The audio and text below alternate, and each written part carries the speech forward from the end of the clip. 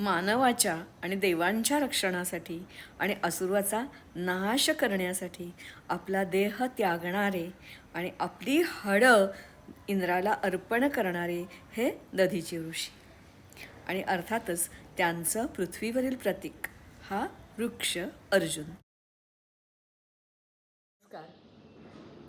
कथासागरमध्ये आज आपण एका अनोख्या वृक्षाची ओळख करून घेणार आहोत. विविध नावांनी ओळखला जाणारा, एवढंच नव्हे तर अत्यंत वैचित्र्यपूर्ण, मूळचा भारतीय वंशाचा. सर्वसाधारणपणे भारतासारखं जिथे जिथे हवामान आहे ना, तिथे तिथे हा रुजतो, वाढतो. सध्या मात्र हा एंडेंजर जशा वनस्पती त्याच्यामध्ये हा मोडतो आणि म्हणून याची कापणी करायला किंवा कापायला परवानगी घ्यावी लागते. याची खास काळजीपूर्वक लागवड काही ठिकाणी केली जाते.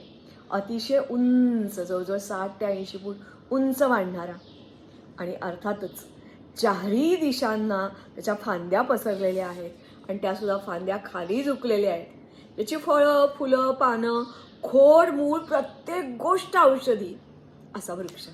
मात्र त्यापूर्वी एक गोष्ट ऐकूया, कारण या वृक्षाला जणू काही दधीचीचा अवतार असं म्हटलं जातं. तुम्हाला सगळ्यांना माहिती असलेली ही नावं दधीची आणि परशुराम. परशुराम हा अर्थातच चिरंजीवी जे आहेत त्या चिरंजीवींपैकी एक, जमदग्नी आणि रेणुका यांचा हा पुत्र. आणि यांनी अत्यंत माजलेल्या, ज्यांना गर्व आणि अभिमान प्राप्त झाला होता अशा क्षत्रियांचा 21 वेळा नाश केला. याला विष्णूचा 8वा अवतार असंही समजलं जातं. एकदा त्यांना कुठेतरी तीर्थयात्रेला जायचं होतं आणि मग त्यांच्या जवळची जी वज्र होती त्यांनी अत्यंत ताकदवान अशा प्रकारची अस्त्र प्राप्त केलेली होती. ती ठेवायची सुरक्षित कोणाकडे हा त्यांच्यासमोर प्रश्न पडला. आणि मग त्यांना अर्थातच दुसरं कुठचंच नाव सुटलं नाही, तर ते आले दधीचीकडे. दधीची हे भगवान शिवाचे भक्त होते आणि त्यांच्याकडे सुद्धा असंख्य शस्त्र, अस्त्र, विद्या. इतकं काय तर इंद्राला सुद्धा वाटलं की आपल्याला मुलाला गुरु असावेत तर ते दधीची सारखे. तर परशुरामाने ही सगळी अस्त्र त्यांच्याकडे ठेवली आणि ते निर्धास्तपणे यात्रेला निघून गेले. मात्र असुरांना जेव्हा कळलं की आता परशुराम इथे नाही आहे, तेव्हा त्यांनी प्रचंड त्रास द्यायला सुरुवात केली. देवांना त्रास, ऋषींना त्रास, नागरिकांना त्रास. आणि इतक्या त्रस्त इंद्रदेव झाले की त्यांनी चक्क दधीची ऋषींकडे काय मागितलं, काहीतरी आता ह्याच्यावर उपाय सुचवा, आम्हाला शस्त्र द्या. आता नेमकं करायचं काय? तर अशा वेळेला असुरांचा नाश करण्यासाठी म्हणून ह्या दधीची ऋषींनी नेमकं केलं काय, तर परशुरामाची जी सगळी अस्त्र होती ती मंत्रशक्तीने त्याचं पाणी बनवलं आणि ते पाणी ग्रहण केलं आणि ते ध्यान धरून बसले. ध्यान धरून बसल्यानंतर त्यांचं सगळं मांस, रक्तपेशी, जे काही सगळं होतं ते सगळं गळून पडलं आणि फक्त हाडाचा सांगाडा उरला. त्याच्यापूर्वी त्यांनी इंद्रदेवाला सांगितलं होतं की माझ्या हाडामध्ये ही सगळी वज्रशक्ती जी आहे ती आलेली आहे, अत्यंत कणखर, ताकदवान, मंत्रावलेली, याच्यावरून तुम्ही सहज असुरांचा नाश करू शकाल. देवाने ती सगळी हाडं गोळा केली, विविध प्रकारची अस्त्र तयार केली. तुम्ही बघाल पुढच्या छोट्याशा एका व्हिज्युअल्समध्ये अशी विविध अस्त्र तयार केली आणि असुरांचा नाश केला. खास करून वृत्रासूर हा अतिशय माजलेला जो असुरांचा जो कोणी प्रमुख होता त्याचाही नाश केला. पृथ्वीवर शांतता नांदली. अशा प्रकारे पृथ्वी, देव आणि एकूणच लोकांसाठी स्वतःच्या आयुष्याचं दान करणारा म्हणून हा दधीची. याची तुलना किंवा या वृक्षाची, अर्जुन वृक्षाची तुलना या दधीचीशी केली जाते. लक्षात आलं कोणत्या वृक्षाबद्दल बोलतेय मी? अर्जुन वृक्ष. त्याला अर्जुन सारडा असंही म्हणतात. गंमत कशी असते बघा, हा याचं खोड पांढरं हिरवट, हळूहळू करवट होतं, पण मंत्र सहजपणे जराशी हा वृक्ष मोठा झाला की त्याची साल अलगद गळून पडते. असे डपले डपले डपले डपले पडत राहतात. त्याच्यामध्ये तंतू नसतो आणि त्यामुळे त्याची अत्यंत वस्त्रगाळ अशा प्रकारची पूड तयार होते.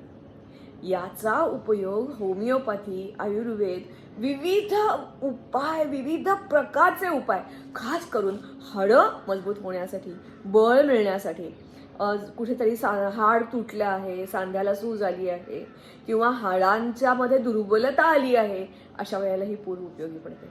एवढंच नव्हे तर याची फुलं, पानं, फळं, याची फुलं म्हणजे मंजिरी. आपल्याला आंब्याचा मोहर सगळ्यांना माहिती आहे, तशा प्रकारच्या मोहराच्या स्वरूपात याची फुलं असतात. अत्यंत देखणी असतात, मंद गंध पण याला असतो.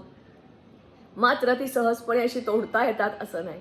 त्या मंजिऱ्यांच्या स्वरूपात संपूर्ण वृक्ष हा मंजिऱ्याने फुलून जातो आणि मग त्याच्यावर अत्यंत वेगळी, म्हणजे आपल्याला रवी कशी आपली पूर्वीची होती तशी करमरे किंवा करमरे नावाचं एक फळ मिळतं, तशा प्रकारे एखादा डमरू आहे आणि त्याला मग वेगवेगळे आकार किंवा अर्धगोल केलेत आणि एकमेकाला चिकटवलेत, दिसेल तुम्हाला व्हिज्युअलमध्ये.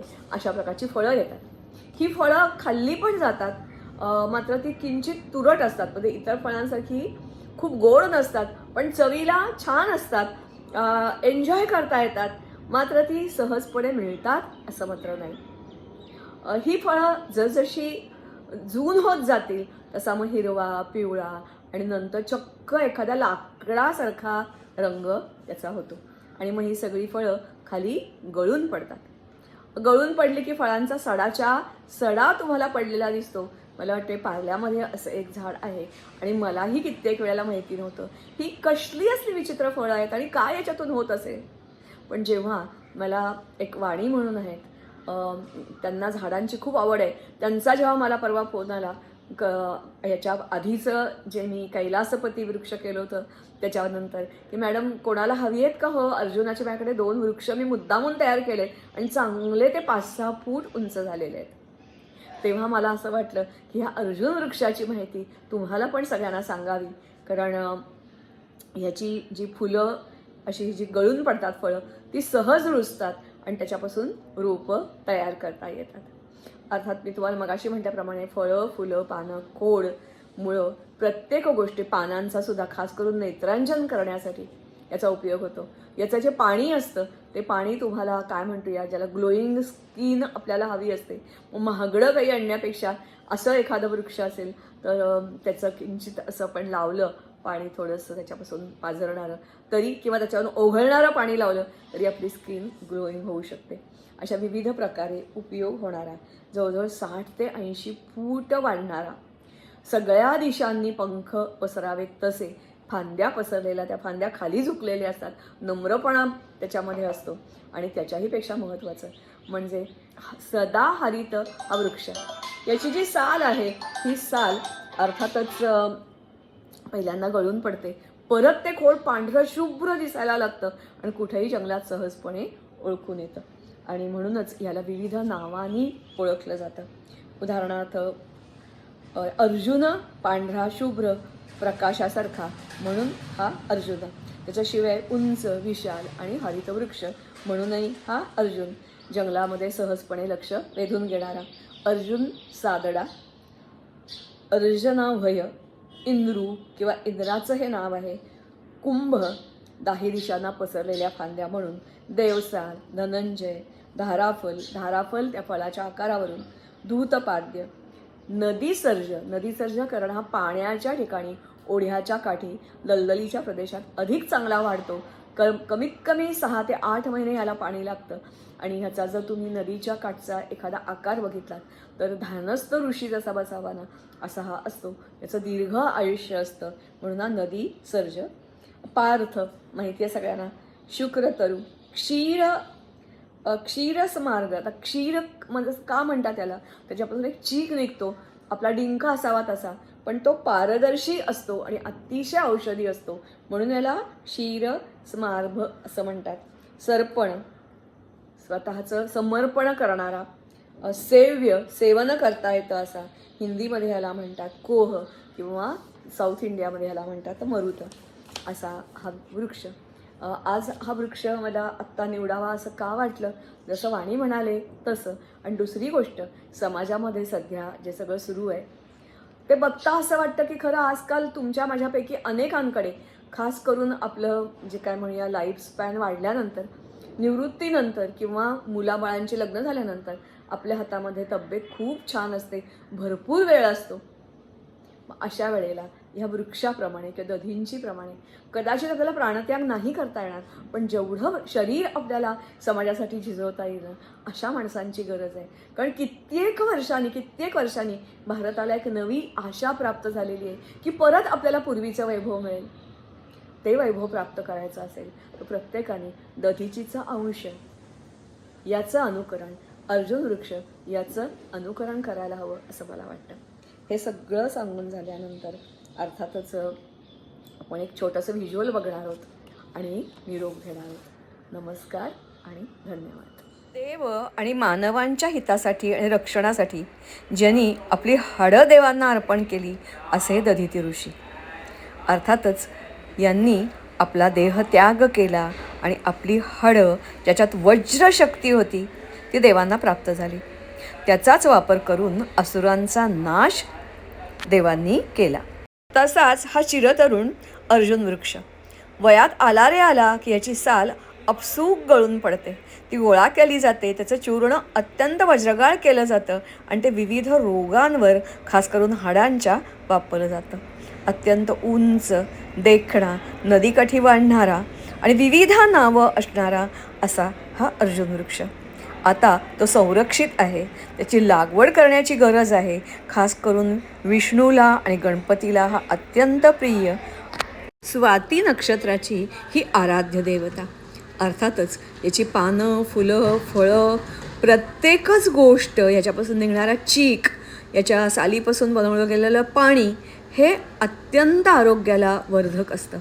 आयुर्वेद आणि होमिओपॅथी याच्यामध्ये याचे असंख्य उपाय सांगितले जातात. पूर्णपणे भारतीय मूळ असलेला हा वृक्ष जरूर लावा, त्याचं संवर्धन करा आणि अर्थातच ही माहिती इतरांना सांगा, कारण हे आहे आपलं सृष्टीचं वैभव. नमस्कार. मग अर्जुन सरडा किंवा दधीची ऋषी व्हायला तयार आहात ना? किमान काही वृक्ष तरी लावा. ग्लोबल वॉर्मिंग, पर्यावरण याचं रक्षण करण्यासाठी छोटासा हातभार लावा एवढी विनंती करते आणि थांबते. नवीन पिढीपर्यंत खास करून ही माहिती जरूर पोचवा. सबस्क्राईब करा, लाईक करा आणि इतरांनाही सांगा, कारण हा इन्फॉर्मेटिव्ह चॅनल आहे.